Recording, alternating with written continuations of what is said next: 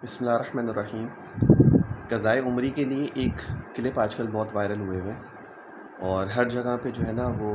Viral ہوا ہوا ہے، ٹک ٹاک پہ ہو چاہے کہیں پر بھی ہو۔ اب اس میں کیا ہوتا ہے کہ 2 رکعت نماز آخری جمعے میں پڑھو اور اس میں سورۃ الفاتحہ کے بعد جو ہے نا سورۃ الکوثر اتنی دفعہ پڑھ لو یا سورۃ الاخلاص اتنی دفعہ پڑھ لو تو آپ کی پچھلی جو ہے نا وہ 700 سال کی نمازیں جو ہے نا وہ قضا جو آپ نے چھوڑی ہوئی ہیں 700 سال کی، اتنی تو زندگی نہیں ہے، بہرحال جتنی آپ کی قضا نمازیں پچھلی وہ ساری معاف ہو جائیں گی۔ اس مسئلے کو نا اور حدیث کا حوالہ دے کے، جی حدیث میں میرے نبی نے یہ فرمایا۔ سب سے پہلے اس بات کو اچھی طریقے سے سمجھ لیجئے، ایسی تو کوئی حدیث نہیں ہے، اور جس نے آپ سے صرف ریفرنس کر کے اور آپ صلی اللہ علیہ وسلم کی طرف اس کو نسبت کر کے مناسبت سے جو پیش کیا ہے، جھوٹ بولا ہے۔ اور جو لوگوں کو بتا رہا ہے وہ آگے جو بھی ہے، اور جو لوگ اس کے اوپر عمل کر رہے ہیں بغیر تصدیق بغیر پوچھے، سب جو ہے وہ اپنا ضائع کریں۔ کسی کی کوئی نماز معاف نہیں ہوتی ہے،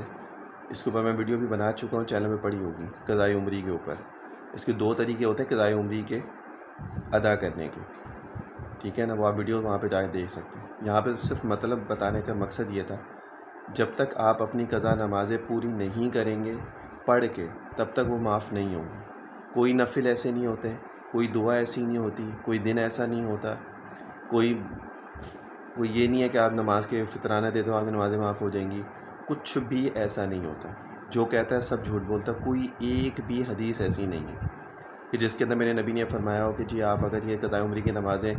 آخری جمعے میں یہ پڑھ لیں گے تو آپ کی معاف ہو جائیں گی۔ کچھ بھی معاف نہیں ہوگا جب تک خود اس کو نہیں پڑھیں گے، جب تک معافی نہیں ہوگی۔ اب کوئی انسان یہ کہہ سکتا ہے جی مجھے تو یاد ہی نہیں ہے میری نمازیں کتنی تھی۔ ہر انسان کو اتنا اندازہ ہوتا ہے کہ میں نے کب سے نماز پڑھنا شروع کی تھی، پھر بیچ میں یہ بھی ہوتا ہے کہ جی کبھی میں نے پڑھی ہے کبھی نہیں پڑھی ہے۔ اب بعض علماء تو اس کے بارے میں فرماتے ہیں کہ جی پچھلی جتنے سال کی بھی ہے، اگر آپ کو نہیں پتہ آپ گن نہیں سکتے اس کو۔ اب بالفرض اگر کسی کی عمر 40 سال ہے، 15 سال سے نمازیں فرض ہو جاتی ہیں، تو پیچھے 25 سال کی نمازیں وہ اپنی پوری کرے گا، جب اس کو یاد ہی نہیں کہ میں نے کتنی پڑھی کتنی نہیں پڑھی ہے۔ بعض بزرگ یہ فرماتے ہیں کہ جی اگر 25 سال میں اتنا پتہ ہے کہ یار میں نے اتنے سالوں میں پڑھی ہوگی، اتنے میں نہیں پڑھی ہوگی، ایک اندازہ لگا لے اس کا کہ ہاں میں نے 5 سال کی پڑھ لی ہوگی اور میری 20 سال کی رہتی ہوگی جو میں نے چھوڑی ہوگی، تو وہ 20 سال کا جو ہے نا اس کو کیلکولیشن کر کے نمازیں نکالے کتنی بھی نمازیں بنتی ہیں، وہ ساری نمازیں جو ہے نا اس کو ادا کریں۔ ایک یہ بھی طریقہ ہوتا ہے اس کا، اور اس کا آسان طریقہ یہ بھی ہوتا ہے کہ ہر فرض فجر کی نماز پڑھی، اس کے ساتھ ایک فرض